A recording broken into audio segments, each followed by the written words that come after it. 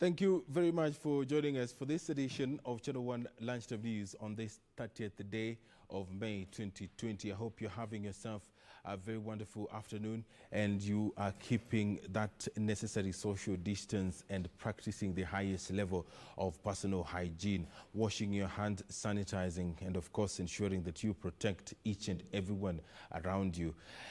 Our sign language interpreter this afternoon is Lucy Mora. This broadcast is also streaming live on Facebook as well as YouTube. You can interact with us also on Twitter at KBC Channel 1. My name is Edward Kabasa. Welcome to the program. The government has issued a 3-day ultimatum to two warring communities in Narok South Sub-County that have been involved in ethnic clashes to surrender illegal weapons and firearms. Area Deputy County Commissioner Felix Kisanu warned that no one will be spared for defying the directive to ensure peace is restored in the restive area. The government, according to Kisanu, will on Tuesday deploy a contingent of security officers to mop up illegal weapons. 9 people have lost their lives in the conflict that was sparked by a theft of a cow. Monday, tarehe 1 mwezi Juni, wale wote ambao wanamiliki nyuta, mishale, mikuki ama bunduki, tumetoa fomu maalum ambazo ziko na wazee wa mitaa. Unaenda pale kwa mzee wa mitaa, unasalimisha, wanakurekodi jina lako na una sign. Ndio baada ya hapa tutajua wale ambao kwa kweli wameamua amani. Wale ambao watasalimisha mishale yao na nyuta zao, tutachukulia kwamba kwa hakika wameamua kudumisha amani na kuacha kazi ya kushika doria, kuachia maafisa wetu wa serikali. Coronavirus continues to spread across the world with almost 6 million confirmed cases in 188 countries. According to a tally by Johns Hopkins University, more than 360,000 people have lost their lives. India has recorded 7,964 new infections, its largest one-day jump in the number of cases, and 265 deaths. More than a third of these were in Maharashtra, one of the country's richest states and home to Mumbai, India's most popular city. Hospitals in Mumbai are also overwhelmed with patients. Despite the number of cases continuing to rise, India's government has been easing lockdown restrictions. Good afternoon. Meanwhile, U.S. President Donald Trump has terminated the U.S.'s relationship with the WHO, claiming that China had total control over the organization.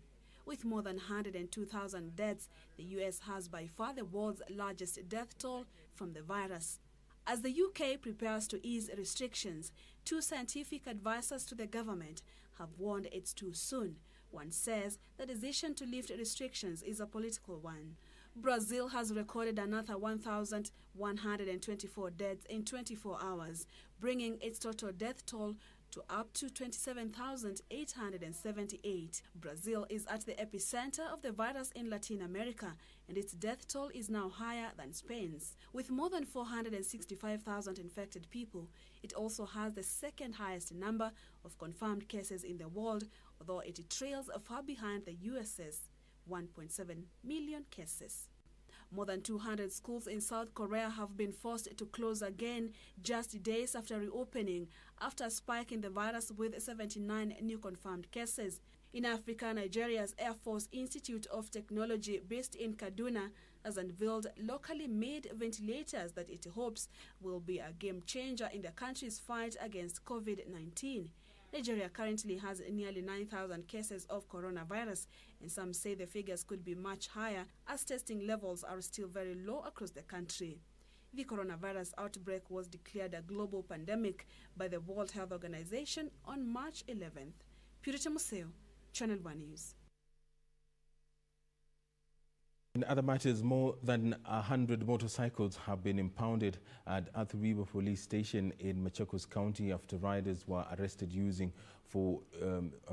using them for illegal routes to avoid police roadblocks mounted along the Mombasa Road and breaching movement restrictions. At the River Sub-County Police Commander Catherine Ringera says some of the border riders arrested were found sneaking customers past roadblocks manned by police officers. Several border riders in Athi River, Machakos County will spend the long weekend behind bars after they were arrested flouting movement restrictions aimed at curbing the spread of coronavirus. The riders have been minting extra money as they charge between 300 and 500 shillings per customer for illegal crossings. In the recent police swap, most of the riders abandoned their motorcycles and took to their heels, leaving the motorcycles. Athi River Sub-County Police Commander Catherine Ringera said impounded motorcycles will be released when the government lifts the dusk to dawn curfew and movement restrictions. Sinakuwa sikitumika kwa kubeba watu. Wale wanakuja wakibebwa na maroli ama wanabebwa na ngari sile sinataka kupita roadblock, wanawekwa chini, wanapanda hizo pikipiki, alafu wanapitia kwa mashamba huko pahali wanajua polisi hawawezi kuwapata kwa roadblock. More motorcycles are said to be held in various police stations across the country under similar circumstances. For Channel 1 News, I'm Bentro Njue. The government has stepped up efforts to improve hygiene in informal settlements by constructing boreholes to serve locals. The first phase of construction of independent community water supply projects within Nairobi City is now complete, and the Ministry of Water, Sanitation and Irrigation says the interventions are aimed at enhancing water supply to communities in informal settlements to reduce the spread of COVID-19. More than 400,000 residents of Kibera, Mukuru, Kawangware, Kayole, Soweto, Korogocho, Mathare, Kangemi and Dandora will receive an additional 8 million litres of water per day following completion of the first phase of community boreholes. The project involved drilling and equipping of 20 boreholes and construction of 51 elevated steel water tanks with 24,000 litres capacity. And we know that the community are now getting the commodity in plenty, and they are going to continue washing their hands so that will change and will give us the prevention methods in place. Imetusaidia ile tu shinda iko ni vile haina pressure kuumbwa, lakini inatusaidia kwa muda huu mzito.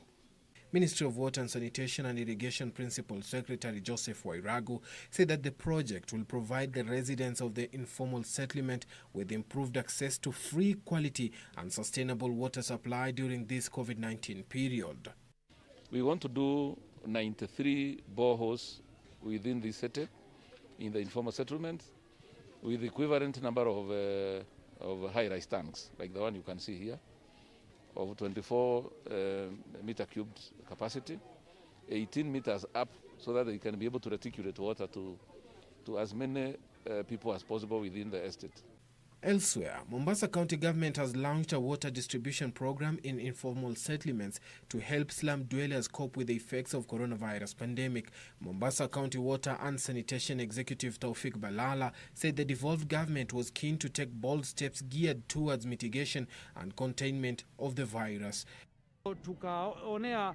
Tukaona mwanzo basi wacha tulete hizi magari ambayo tumezinunua na tuweke matangi kwa kila area strategic ili wananchi wawe na maji water supply kila wakati, na ili wasiuziwe maji na wale makatel, kwa sababu katika hii wakati wa janga kama hii si kila mtu amejaa mfukoni. Mikindani member of County Assembly Renson Toya said perennial water shortages in the informal settlements was affecting the social economic activities of slum dwellers. Ule msongamano uko ndani ya Bangladeshi, karibuni utazikwa katika kaburi la sahau. Tumeweza kuweka mifereji 20, 10 upande wa uwanja wa nje, 10 uwanja wa ndani. Leo tumekuja zindua magari ya maji hapa, na hapa tulipo tuko na tangi takriban 3 ambazo ziko katika sehemu za nje kuhakikisha kwamba tatizo hili la maji kwa kiwango fulani tunalidhibiti. In Kilifi County, the government has spent more than 49 million shillings to cushion the vulnerable residents of Ganze sub-county from the effects of COVID-19 pandemic since March this year. So kwa wazee serikali imetumia milioni 30,680. Halafu kuna wale people with disabilities Ganze, tuko na 180 beneficiaries na serikali imetumia milioni 1,440. Suleiman Yeri, Channel 1 News. Tana River County Governor Dado Godana now wants all flood victims in Lower Tana resettled away from their current homes. Speaking in Hola when he met a team from the National Disaster Response led by Colonel Joseph Emathe, Dado said that the destruction on human settlement and other property by the floods in the area is alarming. Governor Dado Godana has asked the government to intervene in the current flood situation in Tana River County. He now wants the residents in worst-hit areas to be offered alternative homes, starting with those currently in displacement camps.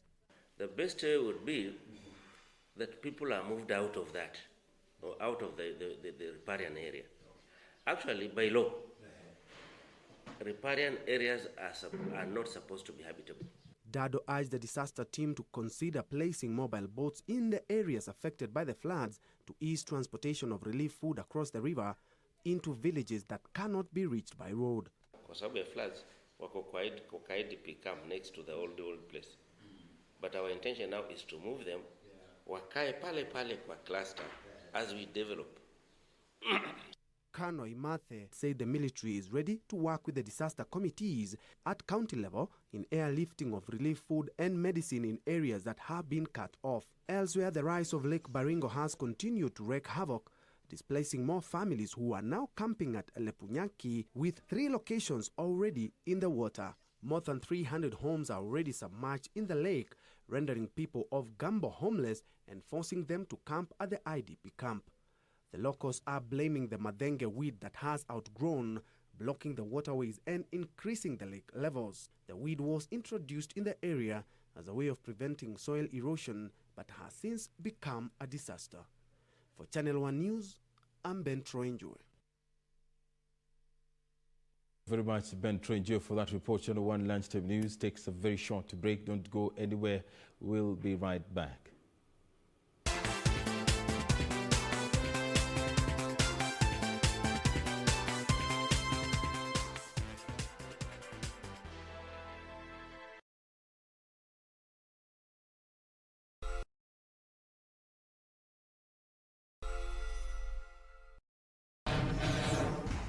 To move both the meth and the money. What's in it for me besides more cash? A lot more cash. Guys, we got company rolling in from the west hard and fast.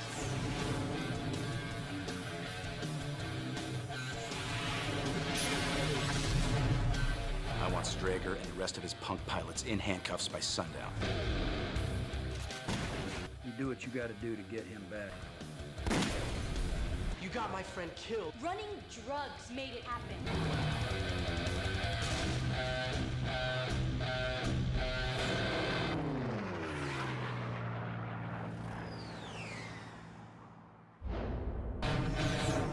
We want you to move both the meth and the money.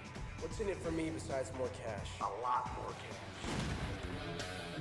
Guys, we got company rolling in from the west hard and fast.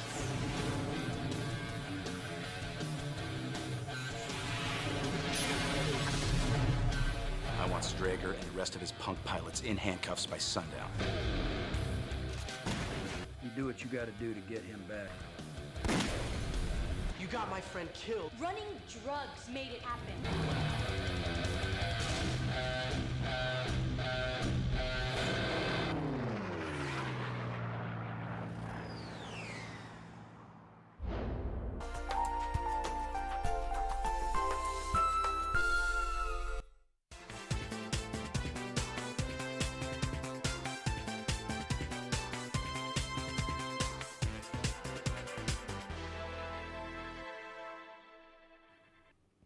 Welcome back. 28 people have been arrested in Busia town for being in possession of contraband goods. Busia Deputy County Commissioner Joseph Onyango said police officers were forced to use tear gas after residents turned rowdy and tried to block seizure of the illegal imports. Confirming the incident, Busia Deputy County Commissioner Joseph Onyango said one police officer was injured during the operation. They were fighting the police. They used a lot of stones. One of the officers was injured, but the police used reasonable force. Police impounded 5 kilograms of bang, 10,492 cartons of assorted liquor, 800 pairs of assorted shoes, and 30 liters of chang'aa. The beginning of their end. And we intend to carry out similar operations regularly. So I want them, if they have the guts to fight, let them prepare themselves well, because we are not relenting. Ben Chumba, reporting for Channel 1 News. A middle-aged man is being sought by authorities in Samburu County after allegedly killing his mother over a land dispute. Edwin Losepesh reportedly beat his 82-year-old mother to death after she opposed his plans to sell a family land in Lukuto village. Police in Samburu County are searching for a middle-aged man who has gone into hiding after allegedly beating his mother to death in Lukuto village. Dadangu akauliza nini shida? Huyo kasini yangu tena mwenye alikuwa anagombana kusema jembe, akatoka akasema mbona ni kama anakorofisha shosho ndani ya nyumba. Aya, sasa akasema wacha niende nisikie. Nikaambia sasa usiende huko kwa sababu mnaweza pigana naye. Usiende huko, tukae tu tutafanya kwa sababu ni mama yake, hawezi kumuuliza kitu. Edwin Losepesh is said to have quarreled with his mother in the wee hours of Saturday morning after they disagreed about the sale of a family land. Wakaanza wakorofishana, tukasikia umbwa ikilia hapa, tukakaa kidogo, tukasikia amenyamaza. Haka katu akiongea, sasa anapiga kelele akiongea. Nani sasa? Huyo Edwin sasa. Hapa tuko. Usiku sasa sisi tunasikia tuko nyumba. Sasa tu hata majirani wote tu walikuwa wanasikia majerikani zikipiganishwa. The 82-year-old woman is said to have succumbed to internal bleeding as relatives tried to rush her to hospital. The suspect is alleged to have been under the influence of alcohol when he attacked his mother. Na huyo jamaa mwenye mama, sisi tuko mama na yote kutafute tutakija tunapata anajibu mashtaka kwa chini. Elsewhere in Huruma, Nairobi County, a 22-year-old man was stabbed to death by a security guard after he unintentionally stepped on a chick. He is said to have been stabbed on the chest by the Maasai guard and was pronounced dead on arrival at a nearby clinic. Residents in the area, however, say the security guard, who is at large, is known as a bully. Reason why Melvin amekufa ni kwa sababu alikanyaga kifaranga na Maasai akamdunga kisu. Na nataka kuapili kwa mbunge wa Mathare, area councillors, waite meeting na landlord. Hatutakubali sisi watu wa Mathare kutoka mlango kubwa, it is the same thing. Jamaa, Maasai si mara ya kwanza, aliua bado, hii ni mara ya tatu, akiua tunanyamaza. Makarao bale watusaidie, hawa tunyamazia tu. And in Murang'a County, a somber mood has engulfed residents of Theri village in Kiharu constituency after 3 children burned to death in a fire incident that gutted down their house. The 3 aged between 2 and 5 were in the house alone when the fire broke out. Tukasikia watu wakipiga duru, tukateremuka. Tukaanza kuchota maji, tukimwagia, ndio baadaye tukapata watoto wakiwa pale. The cause of the inferno is still unknown. Kamchemenza for Channel 1 News. Politics now. KSS Member of Parliament Sorop Mishra has backed the ongoing disciplinary process against wayward lawmakers in the Jubilee Party. Mishra says the move will revitalize the ruling coalition, even as he called on his colleagues to fully support the president fulfill Jubilee development promise. Mishra, who comes from a region perceived to be solidly behind the deputy president, says party loyalty must be the driving force behind Jubilee's resolve to meet its political targets and fulfill its development promises.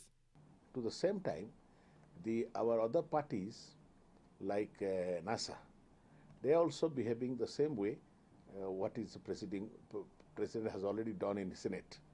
So as a result, I will tell myself, I will be more disciplined now.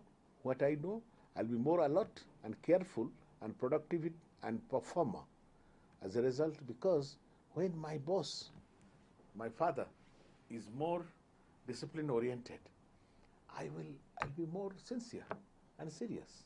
Meanwhile, Governor Anne Waiguru has accused Interior Principal Secretary Karanja Kibicho of undermining her role in Kirinyaga County.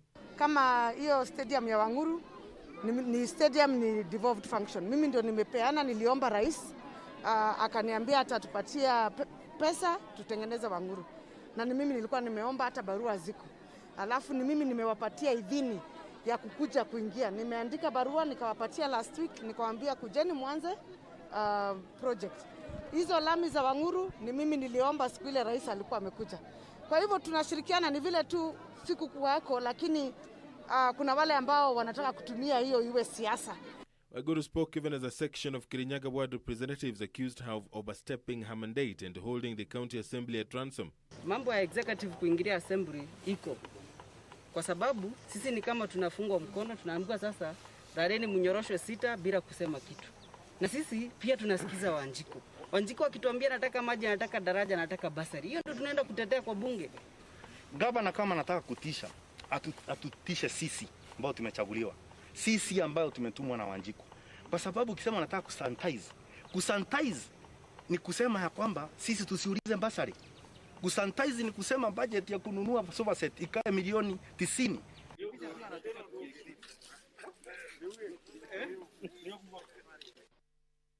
Have approved the design of the 520 million shilling waterfront to be constructed around Lake Naivasha in Nakuru County. Chief Administrative Secretary in the Ministry of Transport and Infrastructure, Wavinya Ndeti, says despite opposition from environmentalists, all stakeholders will be consulted before the project begins. The construction of the 520 million shillings waterfront around Lake Naivasha will kick off next month and is expected to be completed within 6 months. Once completed, the waterfront will be one of the largest tourist destinations in Naivasha. The Ministry of Tourism have made it very clear that they have the budget. So long as the money is there, moving fast, we'll be able to move fast, do our job, supervise them. We'll give them the support that they want as the State Department of Public Works. So as we are there to give them support to ensure that the project is completed within time and schedule. Speaking after visiting the site of the waterfront and the Special Economic Zone in Mahi Mahiu, Chief Administrative Secretary in the Ministry of Transport and Infrastructure, Wavinya Ndeti, regretted the COVID-19 pandemic had delayed works on the 2 main projects, but expressed optimism they will be completed within the set timelines. We are complete. We are finishing the designs and everything. It is complete. So now it's just putting the tender and having the project. On his part, Oliver Chapa from Kenya Wildlife Service said that the waterfront will be unique and will have various features meant to attract tourists. We have events, open area for events. We have an aquarium where people can come and view the different species of fish that we have. So it's mostly educational and also touristic. Then we also have the boat rides that we are going to have through the deck that will introduce in the lake a connection between land and the lake. Construction of customs offices around the dry port in the Special Economic Zone will also start next month. The Department of Public Works in the Ministry of Transport and Infrastructure is working in collaboration with the Tourism Ministry on the 2 projects. Ben Chumba, reporting for Channel 1 News. In other matters, police have arrested 2 suspects and confiscated bang worth 5 million shillings along the Nyeri-Kano highway. The bang is said to have been sourced from Ethiopia and destined for Nairobi. The men, identified as Jaso Dida and Yusuf Sokono, had packed the consignment in 10 sacks of 10 bales each. Maragua Deputy County Commissioner Mawira Mungania says the suspects will be arraigned in court on Tuesday.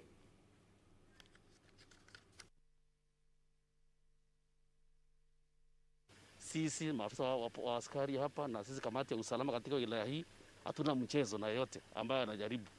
Bangi hii ilikuwa on transit kutoka pande za Eastern lakini unaona imekamatwa hapa kwetu, kumaanisha kwamba sisi kama Murang'a County aso na Murang'a Sub County ambayo tunakaa na hii highway yetu hapa, tuko tayari kuhakikisha kwamba habari tutapata kutoka kwa wananchi, ama tukishuku gari yote, sisi hatutakawia kuhakikisha kwamba tumeweza kushika vitu kama hizi, na kwa hivyo wananchi wajue kwamba hapa sio mahali pa kupitisha. Na imepatikana na wachukiwa wawili ambayo wanatoka eneo ya Isiolo, na kulingana na vile inaonekana si hapo Isiolo tu, inaonekana imetoka katika nchi jirani ambayo ni Ethiopia.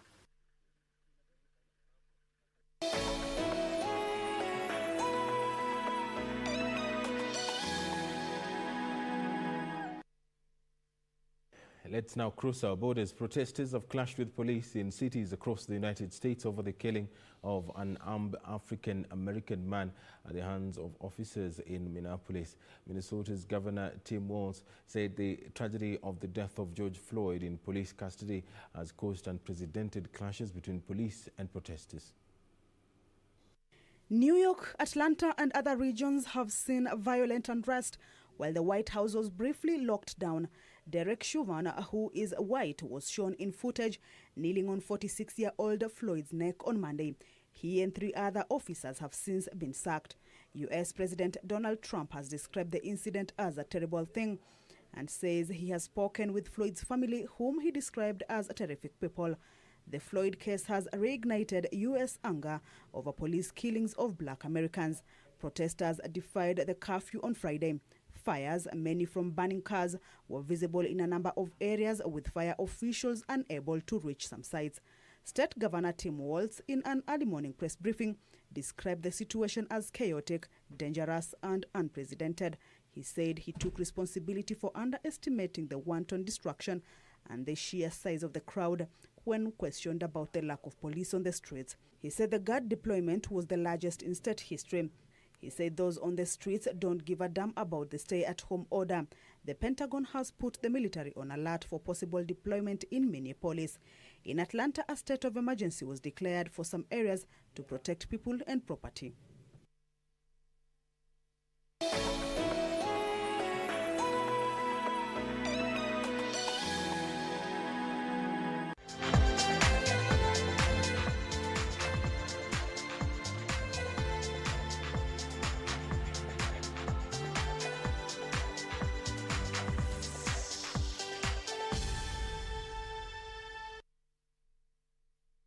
Let's take a look at some sports news. Spain's La Liga will resume on 11th June when Real Betis face Sevilla, and the next season will begin on 12th September. Organizers want to finish the season on the weekend of 18th and 19th July, depending on the evolution of coronavirus. The Spanish government's Department for Sport said agreements had been reached with La Liga and the Spanish Soccer Federation. Football was suspended on 12th March, but Prime Minister Pedro Sanchez said it can resume from 8th of next month. La Liga players started training in groups of not more than 10 last week, and Tebras said the next objective is to progress to full training. Defending champions Barcelona are 2 points ahead of Real Madrid at the top of the table with 11 matches remaining.